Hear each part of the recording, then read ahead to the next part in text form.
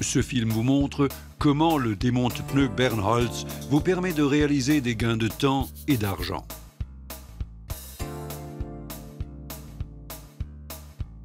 Lors de l'opération de démontage et de montage d'un pneumatique, le cric hydraulique ne présente que des avantages, sans effort et en toute sécurité. Entre le cric et le tracteur, il faut un écart de 50 mm. Sécurité d'abord. Pour éviter tout accident, on pose sur la tête du cric une épaisseur de papier ou un chiffon. En outre, une chandelle permet d'immobiliser le tracteur en cas de chute. Une cale est posée devant la roue, restée au sol. On doit pouvoir faire tourner à la main la roue soulevée.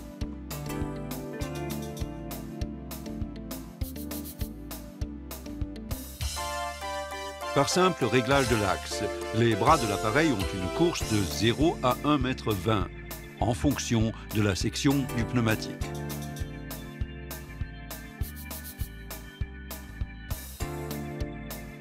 Pour décoller les talons, l'un des bras est appliqué sur le rebord de la jante, l'autre au talon du pneumatique, avec un angle droit ou négatif. Démontage d'un pneu tubeless.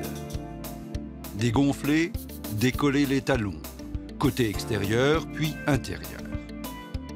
Sur une jante base creuse 3 étages, le talon est poussé jusqu'au dernier niveau.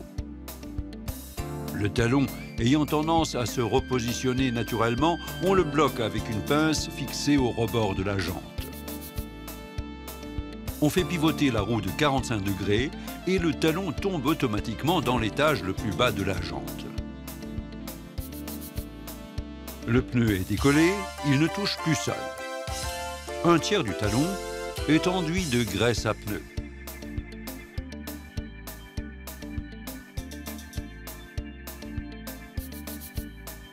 Grâce au levier de 45 cm fourni avec la machine, le talon externe inférieur peut être facilement dégagé d'un tiers. L'un des leviers étant bloqué par la cuisse, on garde les mains libres pour le second. On fait pivoter la roue de 90 degrés. Le pneu se désolidarise de la jante. On abaisse le cric, le pneu repose sur le sol sans contact avec la jante. Le talon et le rebord de jante sont bien graissés. Si la partie basse d'un pneu est inclinée vers l'intérieur, il suffit de le repositionner à la verticale, puis d'abaisser légèrement l'ensemble. Pour démonter le talon intérieur de la jante, l'appareil est réglé sur les repères indiqués par des flèches. Les axes sont introduits dans les trous indiqués par les repères. Ce réglage est valable pour toute dimension de pneumatique. On voit ici la dernière étape du démontage du pneu gauche du tracteur. Un sabot est fixé sur le bras du côté droit de la machine. Avec le côté arrondi du levier, on tire le talon vers l'arrière, puis on le bloque avec le bras du démonte-pneu. Sur le bras gauche de la machine est fixé un tube télescopique qui prend appui sur le disque de la jante. Afin d'annuler l'effet des forces de poussée, on fixe une chaîne munie d'un crochet, soit sur le rebord extérieur, soit sur le disque de la jante. Il faut tendre la chaîne au maximum et pousser le démonte-pneu obliquement vers l'avant, puis l'accrocher au bras de la machine. Le pneu en position verticale est poussé du rebord de la jante. La poussée se fera aussi longtemps que le talon glissera sur le rebord de la jante. S'il cesse de glisser, alors actionnez le cric, puis continuez l'opération de poussée. Si le pneu ne glisse pas suffisamment de la jante, vous disposez d'un crochet qui permet de bloquer le talon. Vous tournez légèrement le pneu d'une ou de 2 barrettes et recommencez l'opération. Le pneu est démonté. Pour effectuer l'opération de montage d'un pneumatique, il est posé à la verticale contre la roue. On graisse le talon ainsi que le rebord de la jante. On abaisse le cric jusqu'à ce que le talon du pneumatique passe au-dessus du rebord de la jante. On actionne le cric, sous l'action de son propre poids, le pneu se met en place. Dans le cas contraire, utilisez le levier de montage pour finir l'opération.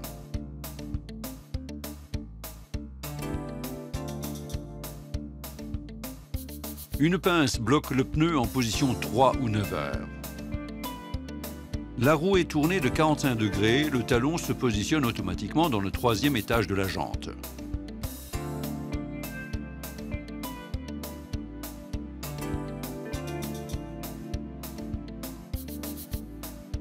L'appareil permet de pousser complètement le talon au-dessus du rebord de jante. Il suffit de répéter plusieurs fois l'opération en ayant fait tourner légèrement la roue.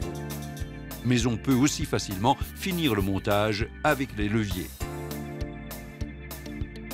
Le pneu est monté. Afin que le talon épouse le rebord de jante, on abaisse le cric et on peut gonfler le pneumatique. Voyons le démontage et le montage d'un pneumatique avec chambre à air en 28 pouces. Le cric est placé sous l'essieu avec un espacement de 50 mm. Placez sur la tête un morceau de papier ou un chiffon pour éviter le risque de dérapage.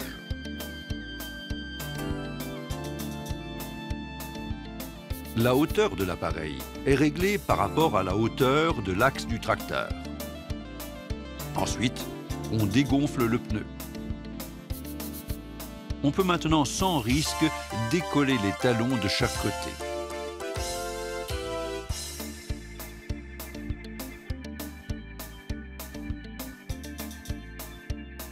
Le pneumatique ne touche pas le sol, on peut maintenant graisser le rebord de la jante et le talon.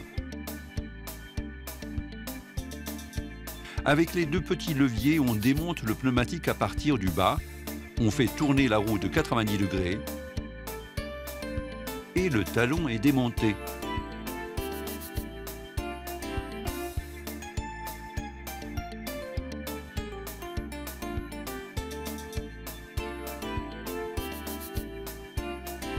La chambre est libérée et on peut facilement la retirer. Pour démonter le deuxième talon, graissez le talon et le rebord de la jante. Réglez le démonte-pneu sur les marquages et procédez selon la même méthode que le pneu tubeless.